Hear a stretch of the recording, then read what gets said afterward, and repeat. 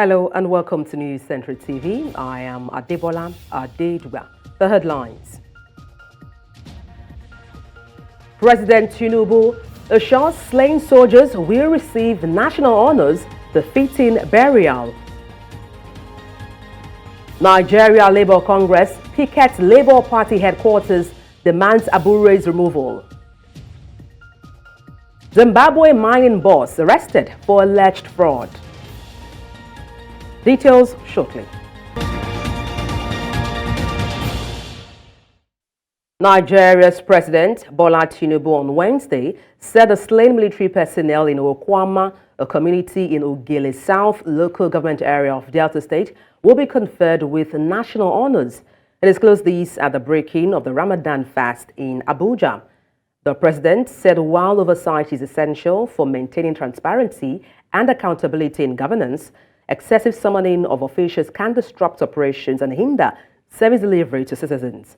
Addressing the gathering, the Commander-in-Chief commiserated with the military and families of the deceased, assuring that the dead victims will also get what he described as a befitting burial.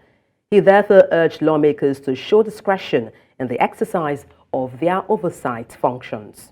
The Senate Joint Committee on Defense, Army, Navy and Air Force on Wednesday held a closed meeting with the nation's service chiefs over the recent killing of troops in Okuama community, Bomadi local government area of Delta State. The meeting has in attendance the Chief of Defense Staff, General Christopher Gwabin Musa, Chief of Army Staff, Lieutenant General Taurid Lagbaja, Chief of Air Staff, Air Marshal Hassan, and Chief of Naval Staff, Vice Admiral Emmanuel Ogala. The meeting came to an end some minutes after 6 p.m. The Senate had a resolution with respect to the killings that happened in Delta State of our military officers and men. And a joint committee was set up to investigate what happened. Joint Committee of Defense, Army, Navy, and Air Force. Consequently, we invited the Chief of Defense Staff, the Chief of Army Staff, the Chief of Naval Staff, and the Chief of Air Force. And we had an interaction with them. And we have been briefed of what happened, and this meeting was the first. The recent kidnappings in the northwestern part of Nigeria, particularly in Kaduna State, have left some of the villages almost empty, and the residents still can't get over the terrible experience, and some of the abducted residents remain in captivity. We have details in this report. Yusuf Thomas is one of the lucky ones who narrowly escaped being kidnapped by gunmen who attacked the Tantau village in the Kajuru district area of Kaduna State in the northwestern part of Nigeria. Zan daga kai in kalla wane ne ya shiga gidanmu da wuta sai na je an ce min ina daga kai za harbe ni. Haka na ci gaba da kwance an ce in kawo waya na ce musu ba waya. An ce in kawo kudi na ce ba ku. Sai sun ce to in kwanta saboda ina daga kai za su harbe ni. Ina cikin kwance haka to ina ganin zai kira abokin shi ne a waje. Da na ga ya juya baya sai na tashi da gudu. Apart from Yusuf, who succeeded in escaping from the kidnappers when they attacked on March 17, the gunmen abducted over 80 people from the village, with 5 later escaping their captors. Gaskiya muna cikin damuwa, muna cikin wahala saboda yan ta'adda da sun shiga mana, sun kwashe mana yaya, sun kwashe mana iyaye, sun kai dazuzzuka. Mu yanzu gaskiya ba mu da salama a wannan ward namu, ba mu da salama musamman wannan gari, muna cike da damuwa. Akwai gomraye da yawa, akwai marayu da yawa wadanda suna nan har yanzu ma su ma suna nan a daji, suna fama da wahala. In recent times, Kajuru and Chinkum local government areas in Kaduna Central Senatorial District have come under heavy attacks as this incident comes a day after 14 individuals were kidnapped in Kajuru and a week following the abduction of 61 others in the Muda community.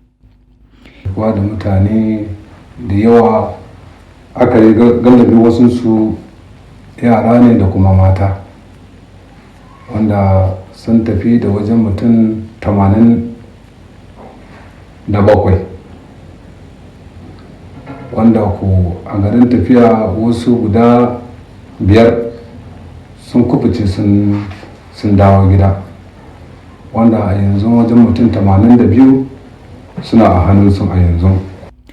Although the Chief of Defense Staff assured Nigerians in the northwestern part of Nigeria that the security agencies are working tirelessly to bring an end to the mass abduction, many Nigerians believe the assurance may not be enough as they look forward to a time when kidnappings in Nigeria will be a thing of the past. And to help us dissect these, we're joined live on the news by a former director, Department of State Services, Mike Ejiofor. Good morning. Glad to have you join me. Thank you for having me. Good morning. Now, on the 7th of March, we had reports of 287 pupils kidnapped, additional 14 persons barely a week after. And now we have a report of 87 people kidnapped on Sunday in Kaduna State. Why does this continue to happen? Well, it's a very difficult question to answer because, first of all, we must identify what the perpetrators of this criminality, what do they want? If not to destabilize government and make government unpopular. I thought we got to a point where this issue of mass kidnapping has relapsed, but it seems to be coming up again. I know these things come up with inception of new administration to make people feel that the government is incompetent and incapable of providing security, which is, of course, the basic function of government, provision of welfare and security to the people. It's worrisome, but we've been getting reassurances from the president, from the service chiefs, that these people will be released. But I believe that they are doing this more for economic reasons, to raise money, and not only raising money, using these people as a shield. And the number of people that are being kidnapped at a time is worrisome. You begin to ask yourself, do they use lorries? Do they use buses? Do they use motorcycles? Or they trek with this huge number of people? It's quite disturbing and quite worrisome. But I believe the government too, like you said, is on top of the situation and handling, ensuring, trying to ensure that the people are released safely. Now, talking about the presidency, what's your thoughts on the position of the government not to pay ransom? Well, the best practices all over the world. Governments don't negotiate with terrorists. Talk of bandits. You know, there seems to be a distinction, though a thin line between the bandits and the terrorists. The terrorists are ideologically driven for political reasons, but these bandits, we don't know what they want. So the president has come out to say, we are not going to pay any ransom, but we ensure the safety and release of these people. I think if the government can stick to that, though it's a dicey situation, because unless when you are affected, you begin to say don't pay ransom. But people whose relatives are in captivity are always tempted to go and pay. But if they must pay, like our government says not paying, if they must pay, they must collaborate with the security agencies to ensure that this money at the end of the day is traced, to certain people who have the money. It has been done before when the central bank governor's wife was kidnapped. The money was marked and the money was traced to which led to the arrest of the culprits. So I think we should be able to follow the money. Now, when it comes to insecurity, do you think, this kidnapping particularly, do you think it has to do with a political will, a requisite number of security officers, or even apparatus needed? What really is the problem, Mike? Well, I don't think it's political will because, first of all, the primary purpose of government is welfare and security of the people. So any government that cannot provide welfare and security of the people is not fit to be a government. And I don't think there's anybody who will be elected and fail to discharge that responsibility. I agree we have a lot of challenges. Challenges in terms of equipment, in terms of understaffing, underfunding, lack of welfare, and the vast area in which these people operate, the ungoverned spaces that are very, very vast. We don't have sufficient manpower to cover these areas. But we cannot continue like that because it's quite disturbing. Don't also forget that these bandits have no standard operating procedures.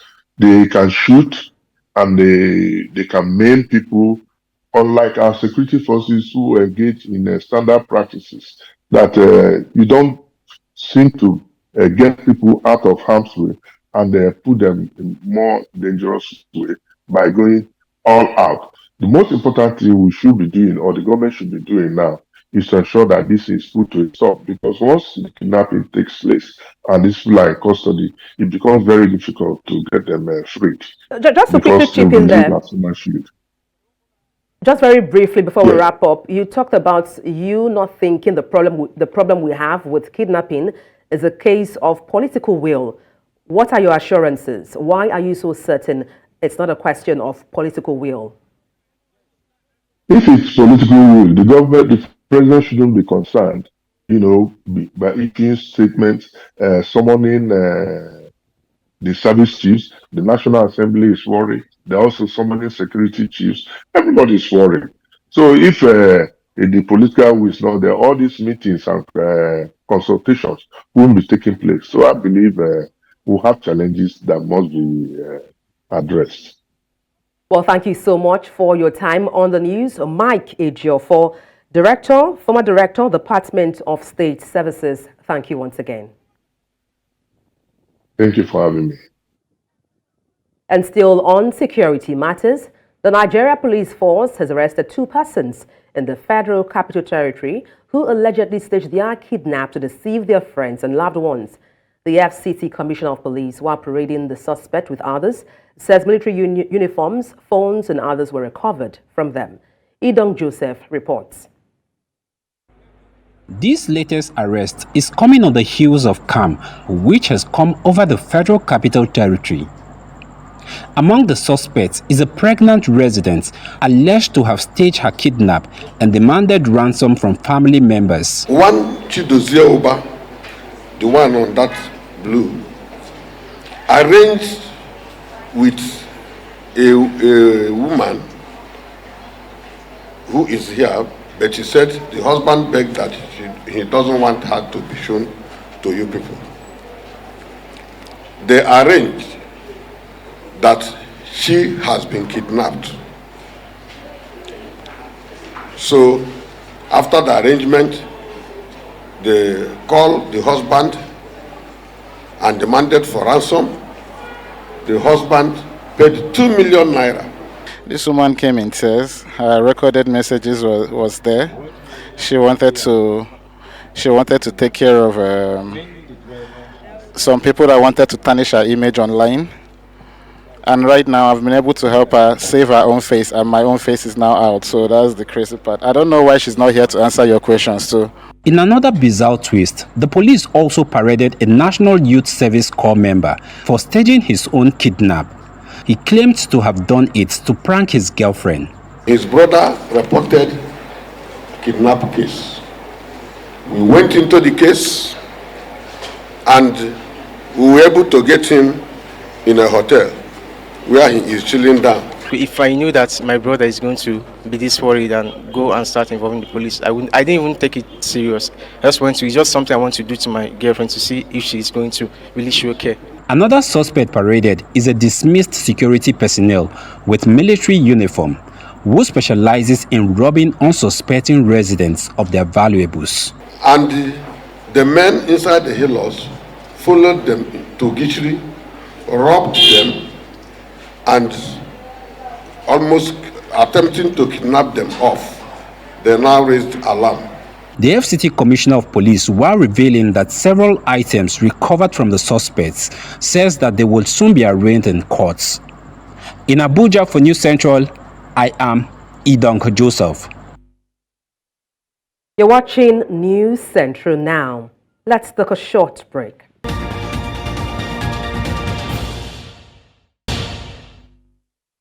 Thank you for staying tuned.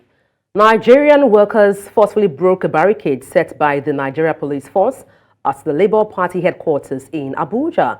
And this was as they stormed the headquarters of the Labour Party, calling for resignation of the national chairman, Julius Abure, saying he has hijacked the party for self-serving interests. Amadine Oyi reports. The protesters from the Political Commission of the Nigeria Labour Congress had stormed the National Secretariat of the Labour Party. Chanting songs of solidarity, they engaged members of the Nigeria Police Force, who had mounted a barricade, refusing them entry into the complex. What is police doing here?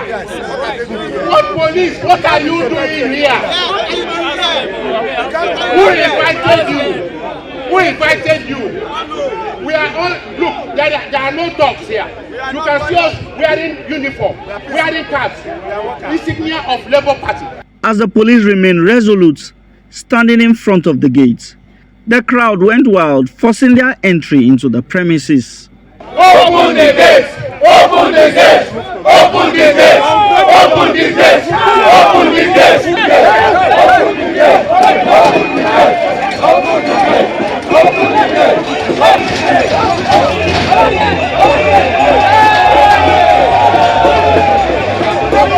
Many of them holding placards with inscriptions expressed displeasure, saying the party has been hijacked by the current national chairman. Abure has been rubbing salt into injury. Abure is a coup plotter, political coup plotter. He was made secretary of Labour Party in June 2019. In March 2021, Abure transformed into chairman of Labour Party. When we are in the Labour Party and you are going to pay 30 million, 40 million to aspire to hold an active position, how is that party different from the party? How is that party different from the party of the oppressors? Now this party is a party of the workers, and we envision a party where an average worker, a shop steward, a branch secretary, a chairman, in small workplaces can aspire to be councillors, to be local government chairman, to be assembly member. They say enough is enough. Nigerian workers have decided that it is time to take back our party. The same process we went through with Umuahia, with Salam, we are going through again with Abure. The workers are insisting that the planned convention by the Labour Party was not done with the permission of the Nigeria Labour Congress. They are insisting that the convention will not hold. In Abuja for News Central, I am Amadine Uyi. In the meantime, the Labour Party National Executive Committee, led by Julius Abure, has described the picketing of the Labour Party headquarters in Utako area of the Federal Capital Territory by the members of the Nigeria Labour Congress as abuse of the law. In a press briefing in Asaba, Delta State capital, the chairman of the party said that the NLC does not own the Labour Party. He said that the Congress is being used by some powerful persons to destabilize the party.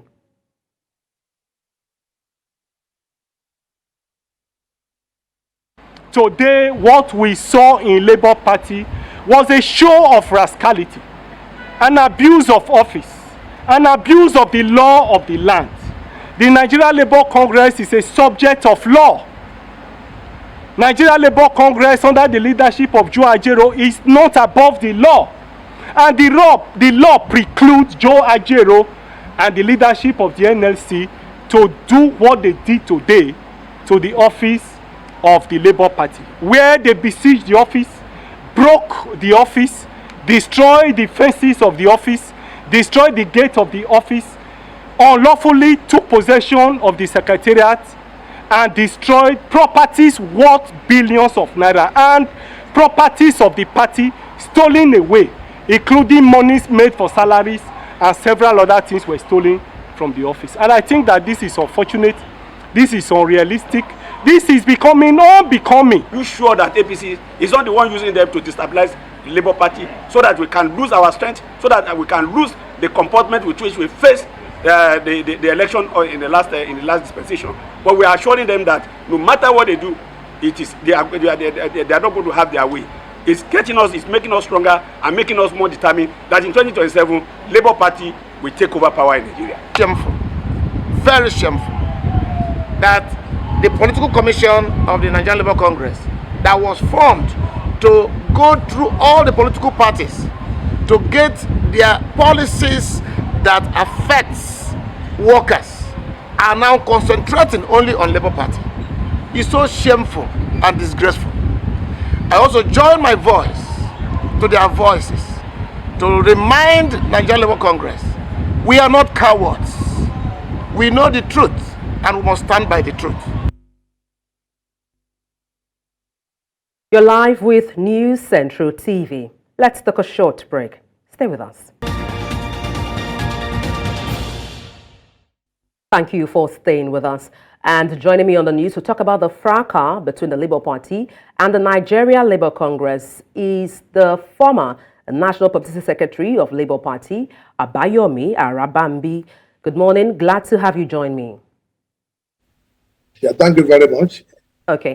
Let me start by asking you, why is the NLC demanding resignation of Julius Abure from his position as the national chairman of the Labour Party? Well, I need to first of all set the record straight. I am the public secretary of the Apapa-led NWC and not the former public secretary, because we still have the matter pending in the Supreme Court. Until when that one is decided, I don't think we need to preempt the decision of the Supreme Court. You know, that's that one aside. Number two, we are against the position of the NLC calling for the resignation of Abure. From the point of law, it is not today that Abure was restrained by the FCTI court in March last year, no, April 5th. But the same Joe Ajaero that came, to the party secretariat to tell Abure to hold on and not to obey that law, that was when he was removed by the court. But today, when the Court of Appeal now came about to say, we are lifting that order, which we have filed an appeal, a motion for stay of execution of that and or such order, it is now wrong for Joe Ajaero to come because he passed a vote of confidence on Abure. When a court of confidence jurisdiction passes, restraining, he came to pass vote of confidence.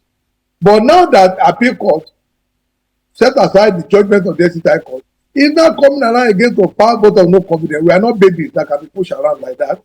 So we are now telling him that he cannot approbate and reprobate at the same time. It is wrong for him to now, on his own volition, assume, the role of the Supreme Court of Nigeria to decide that which court order to obey and which court order not to obey, because from the pretorial of authority of the Supreme Court, once a court order is made, whether rightly or wrongly, they say all parties must obey until when a Superior Court sets such an order aside. So for us, it is nothing other than political terrorism that Joe Ajaero went into that place yesterday to go and bring down the gate. And you should also know that in section 47(1) and 54(1) of the Trade Union Act, whenever they want to picket, because we didn't belong to them, there was no dispute between us and them. We don't have dispute of labor workers as described by the two sections. So for him to come, mean it was just a display of executive rascality by Joe Ajaero, who doesn't seem to know exactly what he wanted. So we are averse to that, asking him to resign now. The court, we have asked Abure to do so that time, but because of where we came from, Ajaero said, oh, these are Yoruba, I don't want them. He came to our secretariat that day. He was shouting slogan, calling us rodent, that he came to fumigate us. That was on April 17 last year. So that same Ajaero cannot come back now to tell us that, oh, come and give me support. I want Abure to resign. Over what? Who is it to call for Abure resignation? Just to quickly chip in when there. When the court of jurisdiction. Yes, Abayomi, just to quickly chip in there. Apologies for butting in. Let's talk about the fallout of all of this dispute. What would be the implication if Abure is to resign?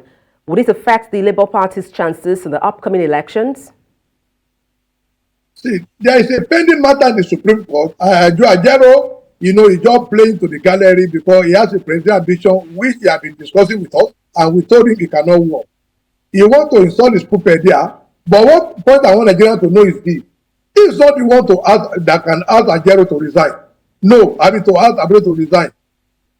We are in before the Supreme Court between the Lamidi Abapa-led NWC and Julius Abure-led NWC. We have a matter pending before Supreme Court, and until when Supreme Court decided, everybody must maintain status quo. So there is no any legal implication because for him to display such a rascality of legal terrorism against our party secretariat is issue of leadership. He should not dabble into issue of internal affairs of the party.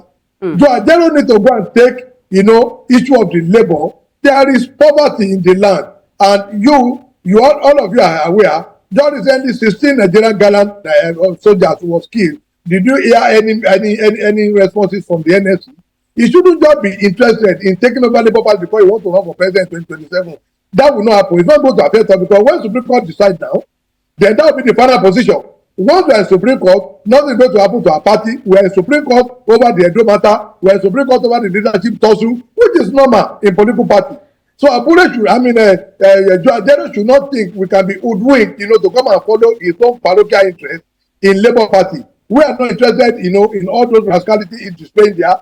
We are interested in the court. Even yesterday, we are still before federal court over some matter between us and Julius Abure. Upon that, we stand, with the NSC and Abure. We are all brother. We are from the same political family, but we have issues like APC and PDP, and that issue will be resolved by the Supreme Court, and everybody will not go and rest. Yeah, Mr. Arabambi, speak to me about your thoughts on the NLC's claim that the Labour Party has been hijacked by self-serving interests.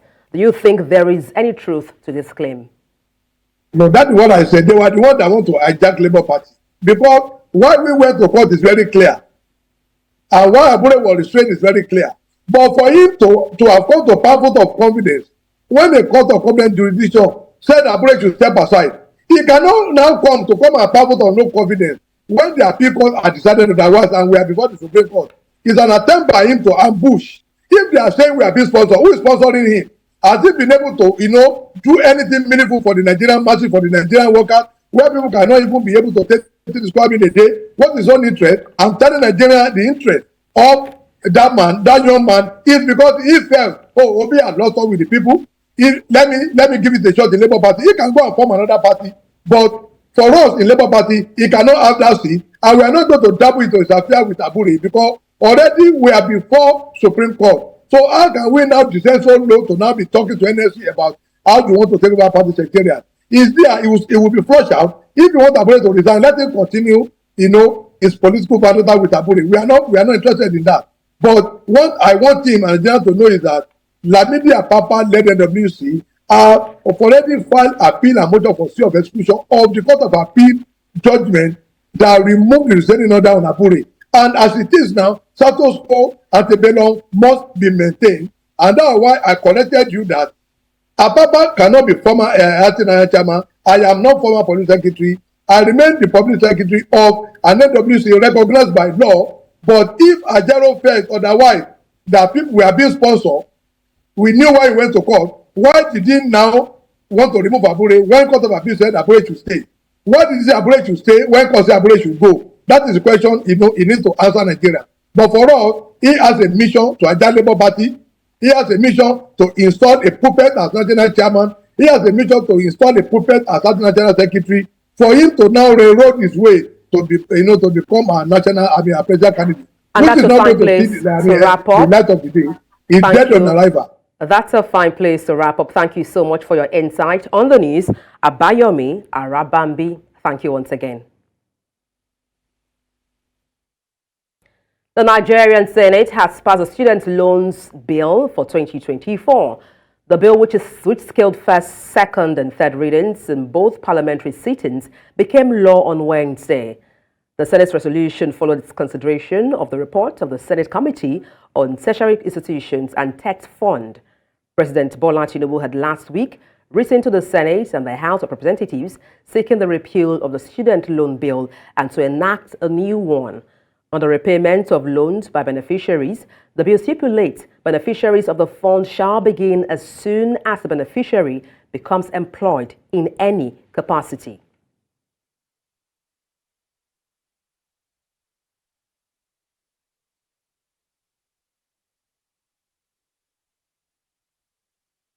The Education Rights Campaign has called on the government to meet the demands of education workers under the aegis of the Non-Academic Staff Union of Educational Associated Institutions and the Senior Staff Association of Nigerian Universities. They are currently on a 7-day one-on-strike action over the non-payment of 4-month salary arrears since 2022. The group, in a statement signed by its National Mobilization Officer, Adaramoye Michael Lennon, advised President Tinubu not to adopt the no work, no pay rule against striking education workers union instead, but should rather address the concerns of these unions. And to talk about this, I'm joined live on the news by the Lagos State ERC Coordinator, Sodiq Durorike. Good morning. Glad to have you join me. Good morning. It's my pleasure to be here. Let me start by asking you what your thoughts are regarding the student loan being passed into law now. Well, the student loan is no other thing than a hoodwink to put coming generations of Nigeria into a lifelong debt because, as rightly being in place in other places that this loan has been implemented. The loan was copied from the United States and UK. These are places where campaigns are currently ongoing for the repeal of the law. So in no way will it work. And then if we study the Nigerian pattern generally, government trying to bring this institution at this material point in time, it shows that the aim is not to provide access to public education. It is to, at long run, deprive access to common people, access to education by common Nigerians. And how do I mean by this? We know at some point in time the PSCN was sold, to private interest. So the sale of national properties to private enterprise. Who can tell that this current loan that is coming to place will not also be sold at some point in time to profiteers? The political class can just sell it out to their colleagues, saying that they can no longer manage the education fund, education loan fund board, that their cronies should be the one to manage this fund. And at long run, this will in turn be that Nigerians, future Nigerians will be at the mercy of the policy implemented by these profiteers. From our experience in the PSCN and other private sectors, other public sectors that has been privatized, it is that these people will only prioritize their profit interests first before the public interest, which therefore means that at long run, many Nigerians will be at the mercy of all of these elements before they could have access to public education. Let me digress a bit, Sodiq, to the current strike action by ASU and NASU. What are your thoughts on this? Is the strike action valid? Is it not valid? Yes, the strike action is very, very valid because initially the policy that led to what is causing the strike action currently now is that the policy of no work, no pay by the Buhari regime in 2022. How do you mean that because workers are on strike, that means they are not working, therefore they cannot get payments? Not to even now talk of academic workers, which work does not only involve coming to classroom and teaching, even reading textbooks and materials to teach students for the next class is also part of their work. Now, not to talk of conducting research and also writing journal article, that they are not having physical presence in the academic environment does not mean that they stop working.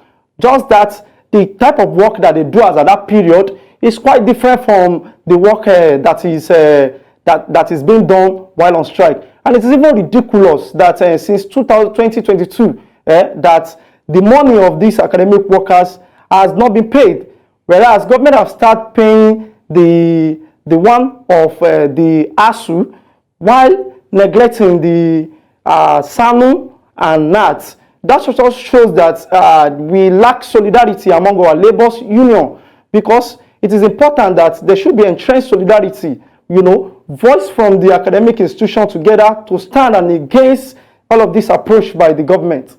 Okay, just to quickly chip in, and please answer in just 10 seconds. I'm being told we need to go on a break, but thank you so much for your time on the news. Sadiq Durorike. Let's take a short break. You're watching News Central TV.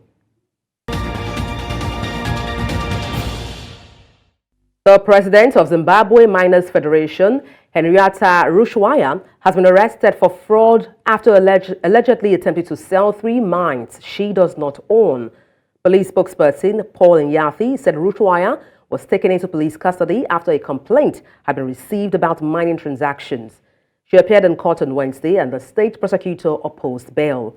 Last year, Rushwaya was convicted of trying to smuggle gold worth over $330,000 out of Zimbabwe in 2020. She was a central figure in the Gold Mafia documentary, which exposed how huge amounts of gold had been smuggled out of Zimbabwe to the United Arab Emirates.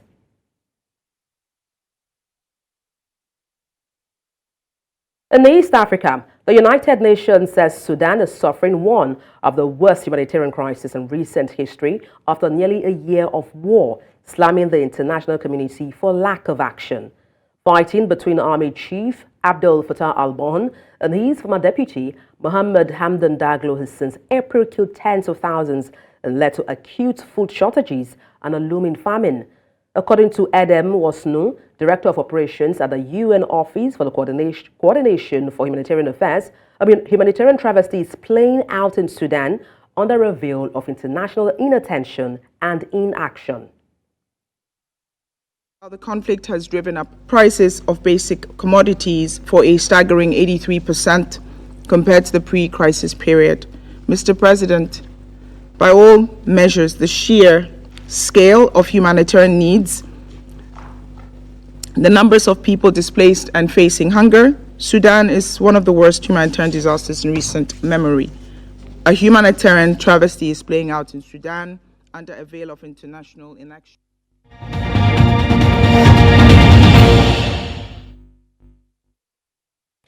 Meanwhile, a senior Lebanon-based Hamas official says Israel's response to the latest proposal from the Palestinian group for a 6-week truce in Gaza was generally negative as talks continued in Qatar. Osama Hamdan told a news conference in Beirut that mediators had conveyed the Israeli position a day earlier, but it was generally negative and does not respond to the aspirations of the people.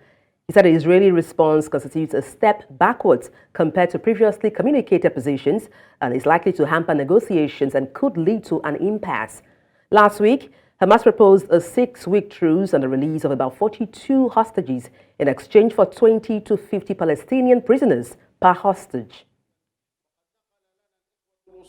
مساء أمس الثلاثاء 19 من آذار مارس موقف الاحتلال من مقترح الحركة الذي سلم مساء الخميس 14 من آذار الجاري، وكان رد الاحتلال سلبيا بشكل عام ولا يستجيب لمطالب شعبنا ومقاومته.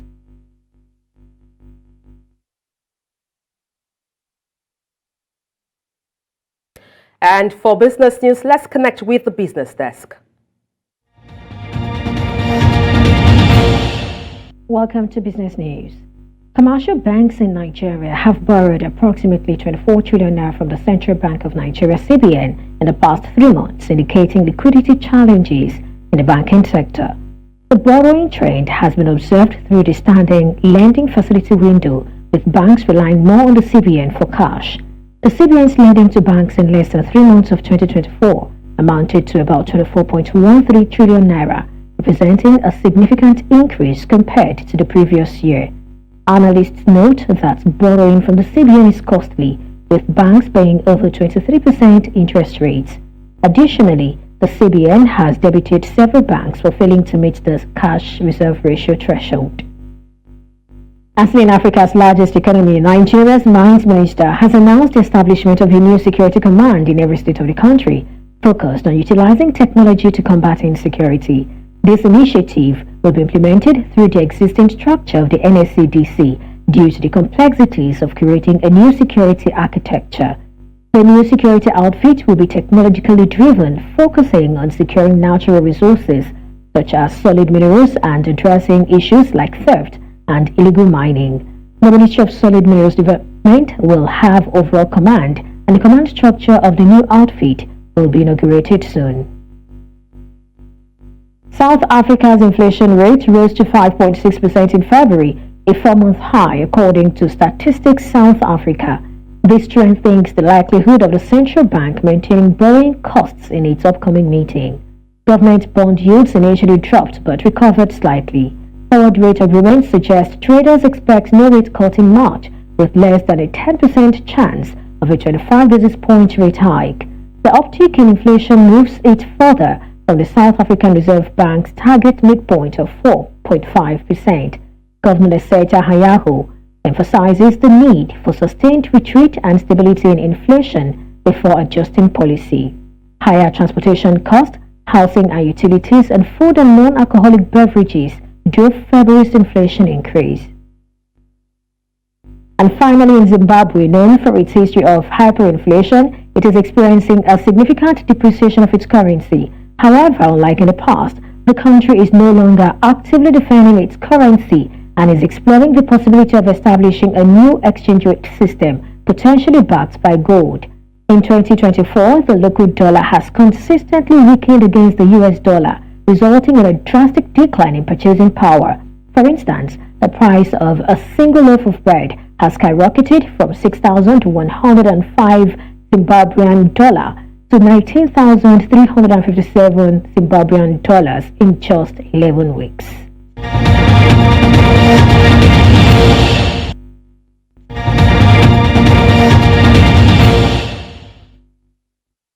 And now to sports stories. Super Eagles players have revealed that Nigeria will go all out for a win in their friendly against the Black Stars of Ghana. The two rivals will clash at the Grande Stade Marrakesh on Friday.